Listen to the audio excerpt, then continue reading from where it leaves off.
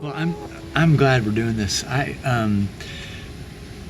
of the reason why I wanted to have the conversation with you is for a number of reasons. One, I realize that intergenerational friendships in our culture just don't happen, and I think in some ways everybody my age and maybe younger is looking for a dad.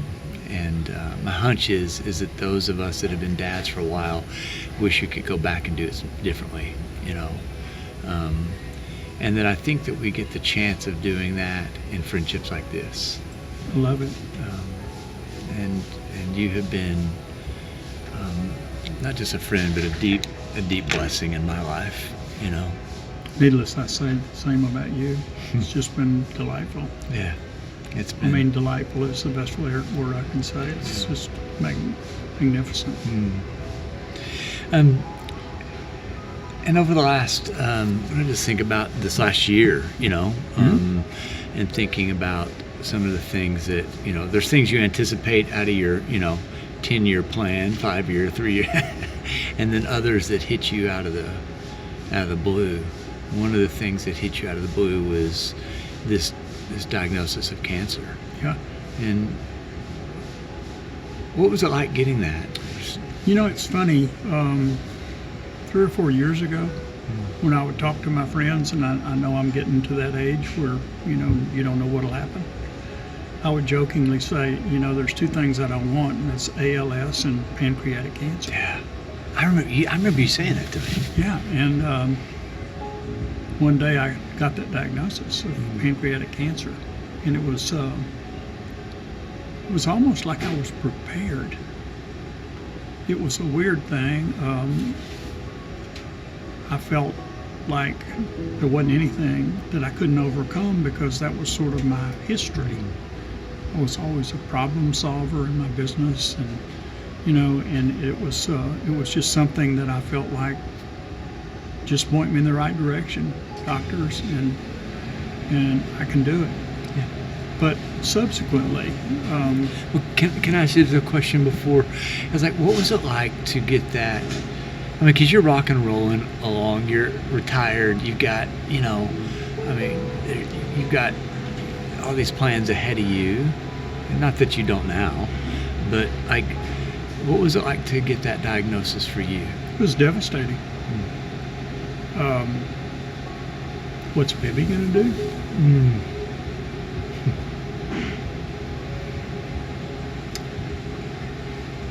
The hard part is what you see your family go through. They're survivors too. Yeah. You know, my daughter lost a husband, and I know they would have pulled together, but you know, now I'm on the track to beat this rascal. Yeah. And but at the time, it was incredibly scary for what is my family, how are they going to react, and what are they going to do? And I was speaking more of Bibby because we're so close. Yeah. And the last 3 months, it's like our life is now in Technicolor, and it's very, very special. And it's our family and our close friends, most of which I didn't know were as Christ-driven as they are.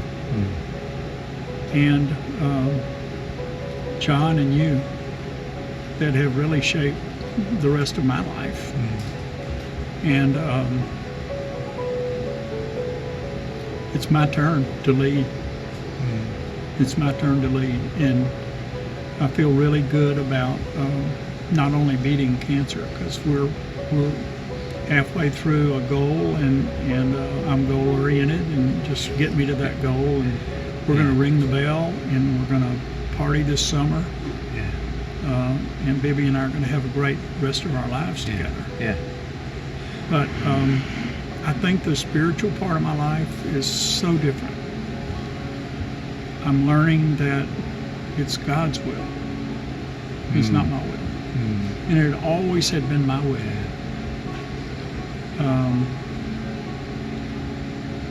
Because I thought I could fix things. But I can't fix this. Yeah. And we'll talk later maybe about the healing service, but that was the most meaningful thing in my life, and what it did for me spiritually. Yeah. And Bibi and I made a morning practice of a devotional and a prayer together.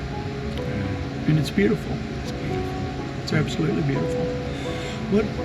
What has this season in your life with the diagnosis and the kind of some of the things that it's brought into focus for you? What is it brought into focus about what's important, what's not important? Has it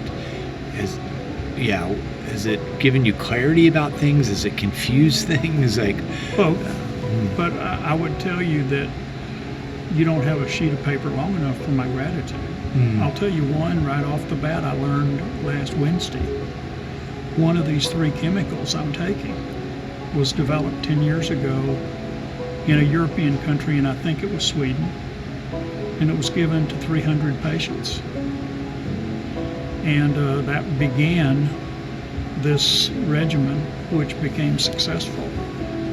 But I learned that the dosage they took 10 years ago allowed me to have something that's tolerable. I can only imagine what they went through. And so my gratitude is for those people 10 years ago that stepped out there and said, yeah, I want to try that trial. Yeah. And that trial turned into MD Anderson's regimen for this cancer. Yeah. So I have a huge amount of gratitude. I have so much gratitude for so many things. And those things have come to light. Yeah, that's amazing. Yeah. Well, somebody asked me if I got to spend some time with you to ask you this. What's chemotherapy feel like? What's it like? Whew, that's a hard one. You don't feel it at all going in. But you feel it pretty good for 3 or 4 days. It just, it gets in it's doing what it's supposed to do. And my cancer is in the stomach area. The pancreas is in that area. So you feel like you have this incredibly hard, tough stomachache. But it's this chemical working on that pancreatic cancer. And when we heard last Friday that tumor had stabilized or maybe even gotten slightly smaller, that was a home run. So the treatment is, you're ill for 4 or now 5 days. As you get more of them, it gets a little more severe. And over the next four treatments, it's going to be pretty tough. But that's what they've said I need to do, and that's what I'll do. Yeah. So that's really the best description. Yeah. You lose all your energy. I'm in bed a lot of those 4 days, and then I'll get up and I've got 6 or 7 or 8 days to recover, and let's do it again. I've watched you go through some of those, and when your counts aren't right, they kind of call it off and let you recover a little more. And most disappointing thing you can hear is that your white count is too low and you can't take your treatment. Yeah. I mean, you're there, you're psyched up. Sunday night, I'm thinking, okay, here's what we've got to do, and then you get there and they take your blood and you say, can't do it. Yeah. It's the most disappointing thing in the world. But I think over the next 4 sessions, they're going to have me prepared now. They'll be giving me injections to help my white count. So I think I'll be on track for the next 4 chemotherapies. You had said to me one time that the healing service that we did with you was meaningful. What was talk about that a little? What was that like? Well, I've heard at my age, I've heard a lot of things about people and their religious experience. Yeah. And I can only tell you mine for that service. This cancer gives you very bad stomach aches. Feels like a stomach ache. And about 2 hours before we were going to have that healing service, I thought to myself, I'm not sure I'm going to be able to do this. It started coming on. And I said, no, there are too many people that are coming. This was all close family and a couple of very close friends. And so I just said, I'm going to gut it up. And we started that service, and I didn't feel good. And one of my sweet granddaughters grabbed onto me. And you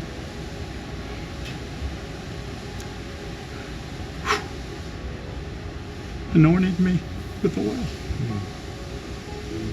And everyone in that room started to say prayers.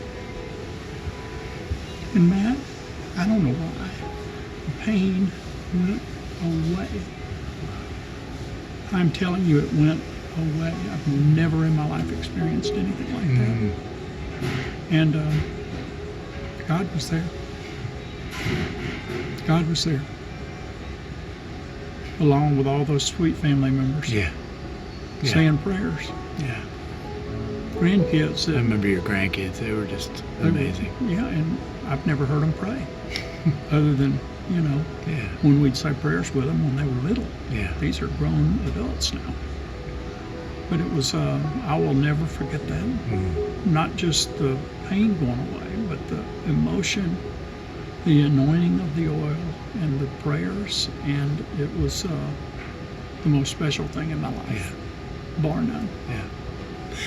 I don't get how healing works. Does that make sense? I mean, Yeah. grew up in the South. You turn on the TV and somebody's screaming at it. You're screaming at God to do so. When I have a professor friend of mine that said, and I asked him about it one time as a psychologist, and he said he thinks one of the things that happens is that when you lay hands on people, he says it's like one of the behaviors in primates, and when you lay hands on someone, it's this deep, deep sense of belonging, and that a community that does that in the midst of something either physically, spiritually, emotionally, that feels like it's tearing you apart and isolating you, that folks that you trust that get around you and lay hands on you says, no, you belong, and whatever God can do about this, we're going to ask God to do it. Sign me up for that class. Yeah, me too. Yeah, me too, right? That's I witnessed it. Yeah.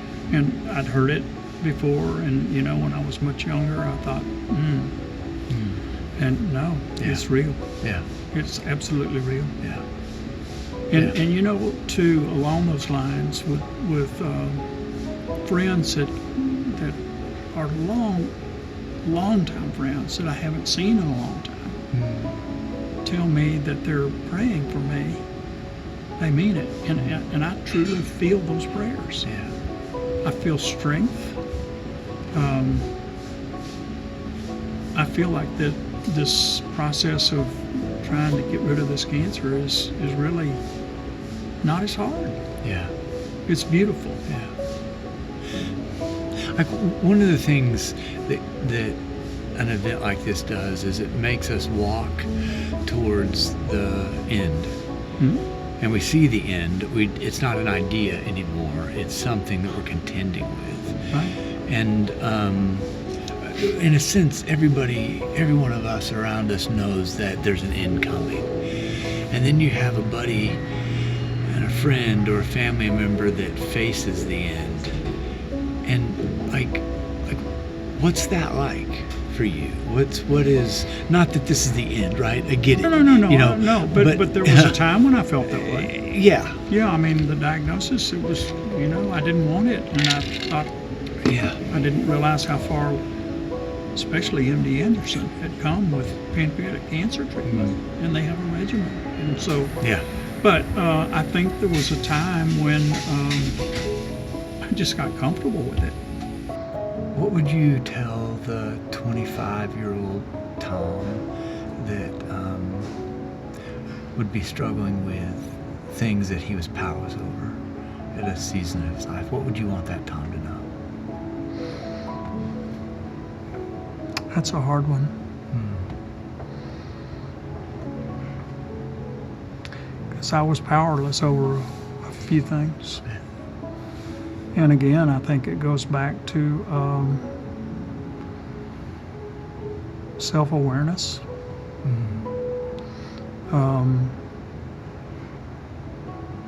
And who are you hurting? And you hurt a lot of people when you go through those kind of things. And those hurt forever. I don't think you ever get that out of your system. Yeah. So I would want that 25-year-old Tom to realize that what he does every day, at some point, has a payback. It's either a good one or a bad one. So think about what you're doing.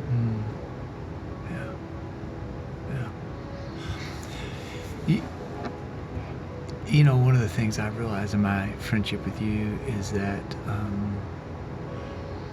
one of the things you've told me, because in so many ways I'm the 25-year-old Tom, I'm a little older now, that you've loved me in places where I often don't know how to love myself, right? And often I've wondered how you've learned that. How do you, because people that know you, your friends, and we talk about you behind your back, comment not just about your kindness, but your kindness in the midst of our pain, your gentleness in the midst of our pain. And I want to know, how did you learn that? Where did you learn how to be that kind? So simple. That's the simplest thing. All right. And it's just DNA. My father was the sweetest man I've ever known. Yeah. He didn't mind hugging his 3 boys. He didn't mind talking about them to everyone. And I remember on Saturday mornings going to the Rice Village with him to go to the grocery store or to get a haircut, or that was our time together. And I would say that his influence on me from that point of view and my business life, I don't even know how to express how much it meant to me. Decisions that have been made through the years, I kind of always look behind me and say, Dad, what would you do? And but he was a kind man, so I think I started off with that. And I've always loved people, and I don't mind showing my emotion towards that. Yeah, which is really counter in our culture, particularly in kind of at least the culture of Southern men sometimes, particularly maybe even men in your generation. No question. Yeah. That we're withheld affection and don't know how to give affection. You know, but you're not like that. I mean, you at all. No, and I can't take credit for it. I mean, I really can't. But I think that it's helped me in raising my family and being around my grandkids and my friends. I just don't mind expressing how I feel. Yeah. And if it's to Matt Russell and I say, I love you, that's exactly what I mean. I love you. Yeah. And it's not something that I do, it's just in me. Yeah. When I think about that, when particularly what we're talking about with the histories of our lives, and I was talking with one of your friends the other day too, and we're talking about some of our histories of just the ways that some of the things of powerlessness we've had to face and get to walk through. This person asked me, I wonder what Tom has done with, like, what have you learned about regrets, and how have you, in a sense, metabolized them, learned from them, and moved, like, how did, because you live out of a deep sense of in so many ways paying it forward, loving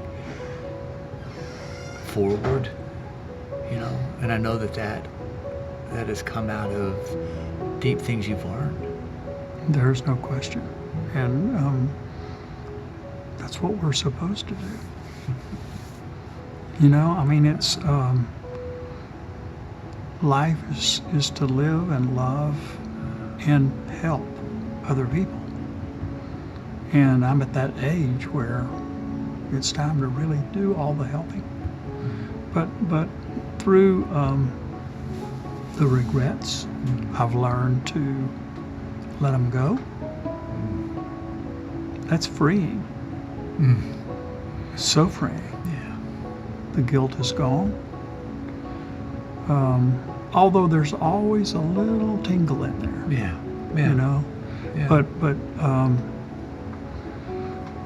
it's just easy to help. Yeah. It's easy to help. Yeah. And I think it's some of those things that I went through that taught me that, to be with other men and hear them express those kind of things. And you're not the only fool on the block.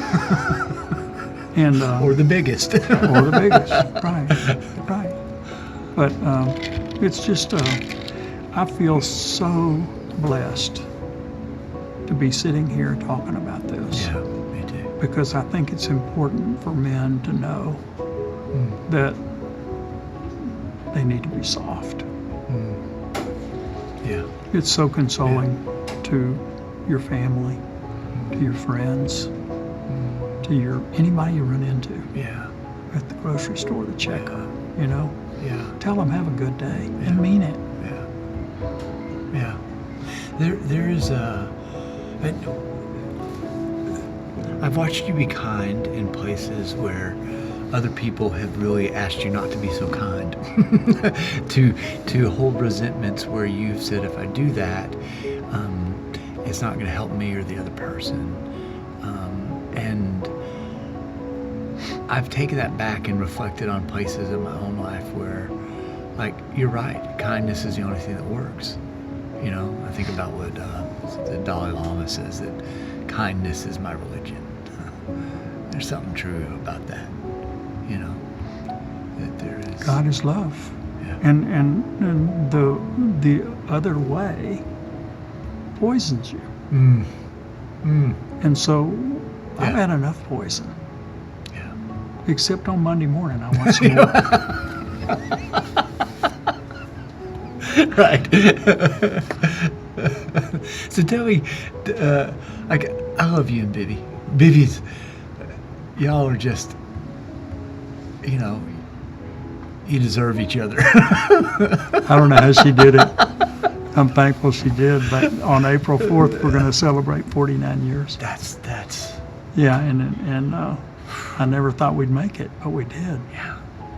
And that's not one person, that's two people working Yes. things through, tough things, hard decisions, financial distress, what are we going to do now, kind of thing. Yeah. And now, the last 4 months, I think my daughter wrote this on Caring Bridge, that our love has deepened so much. And it's true. It's true. It is. Yeah. It is. Just y'all have figured out, like, how to be, at least from the outside looking in, like best friends, and you guys can get on each other's nerves, but not in a way, like, more, and you can love each other in really tender ways, and you can laugh with each other. I look at y'all and I think, okay, that's the goal. How do you stick in? Yeah, it takes a lot of stumbling and tripping to get there. But it's worth it. Yeah. It's worth it. That's wonderful. But she is special. Yeah. She really is. And I would say, people would say, well, tell me about your wife. And I would say, she's the greatest mother on earth. And that's the truth. She raised those two girls when I was not there as much as I could be because of work, and she gave the girls just enough rope and pulled them back when she needed to, and she's just special. She is special. Yeah. She really is.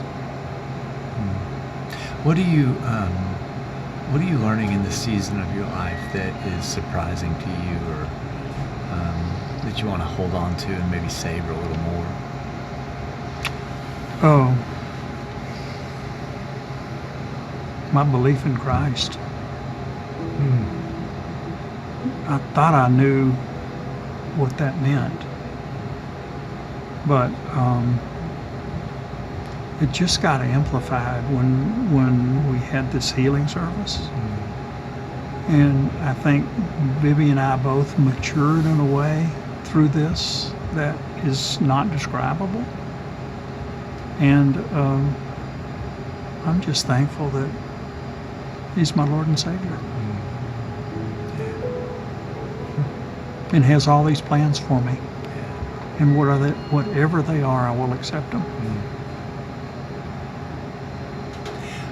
Is it, when you talk about that kind of surrender and that kind of letting go into acceptance, acceptance of what is and what may come, like that, it feels like in the culture we live in that we're told to control the future, to amass enough wealth or whatever, power to be.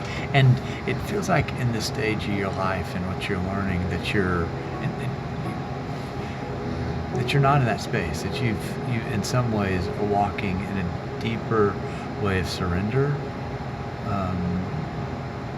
And I'm really interested in that. Like, how does that? The real simple answer is quit trying to make it your will and let it be God's. Yeah. And frankly, life is so simple that way and fulfilling and multifaceted and gives you so much gratitude and love. God is love. I love what our church has done with that. Yeah. It's beautiful.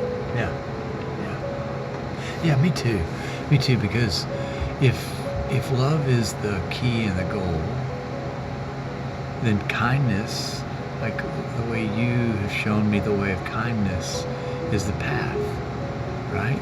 And there's something about, I think that there is a violence that has shaped, we talk about men, and your dad showed you a different way, a way of tenderness, not of withholding or dominance.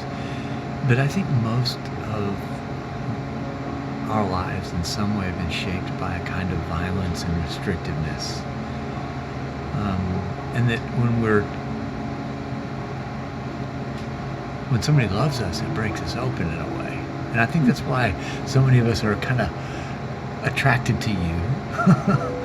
I think that's why because there's a genuine kindness about you that I keep hoping maybe God's like that, Hope so. Me too. That's a beautiful way of saying it. Yeah. We know He's kind. Yeah. And all those things, all those thoughts you just mentioned make life worthwhile and fulfilling and God's will. Yeah. What are some moments that have shaped your life into who you are today? Maybe one or two. Well, I'm a veteran. I think that was huge in my understanding of leadership and discipline. You tell me about World War I. Man, you know better.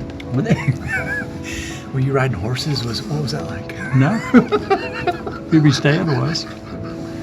But no, it's, I was fortunate enough to be an officer, and you learn in that to lead people. Yeah. And you have responsibility. Yeah. So I think that was the keystone. Yeah. And I think my dad's influence on me had an influence. So the other thing was just my overall business life included lots of people. Yes. And it was just fun. Hard work. But it was fun because it was people oriented.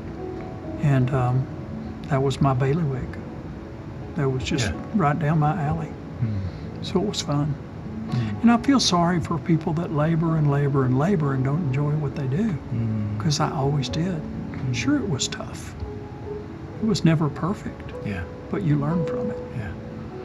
And I had an opportunity through the churches, through your recommendation, Christmas before last, to write letters of gratitude. And I wrote one to a man who I worked with for 21 years. And we separated not on great terms, but I realized when you challenged us that he's the reason that I learned what I did in my business, and I learned how to take it forward. And I wanted him to know that. And when I put that envelope in the mailbox, it just was so freeing. It was wonderful. That's great. That's amazing.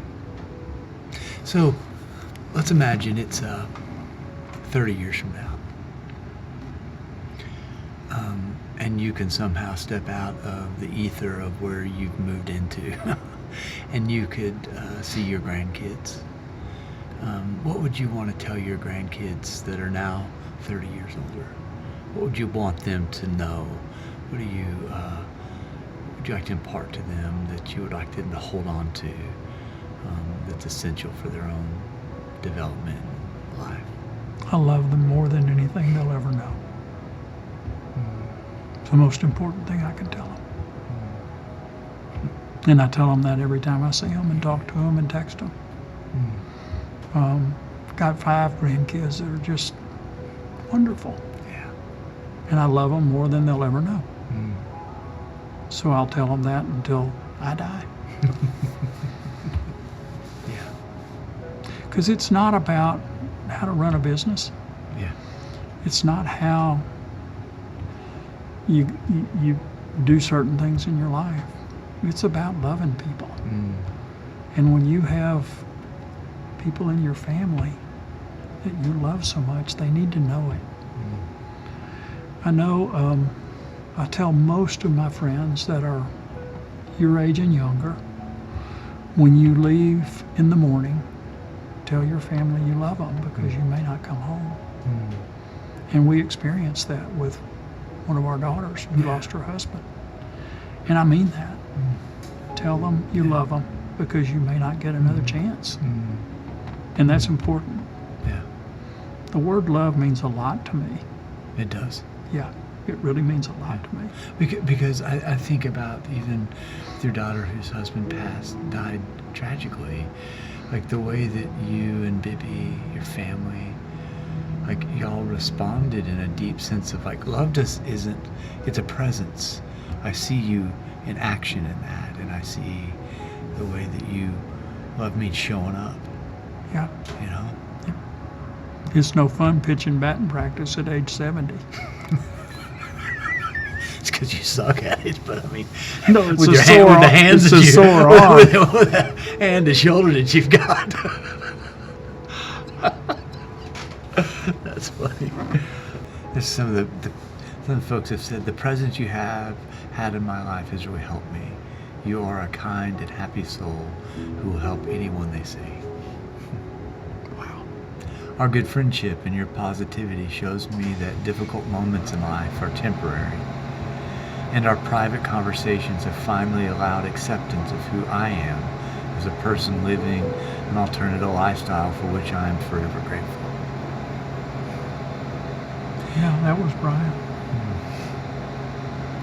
You are to me like water to a seed, awakening dormant potential and encouraging growth. I am forever grateful for your trust. I've learned so much from you, and I hope that you know how much I treasure the unique respect, the care, and ultimately the warmth of love you have shown me, first as a woman and a colleague, and then as a friend and trusted soul. I hope you know the impact and the love that you've had on so many of us and will for generations. It's beautiful.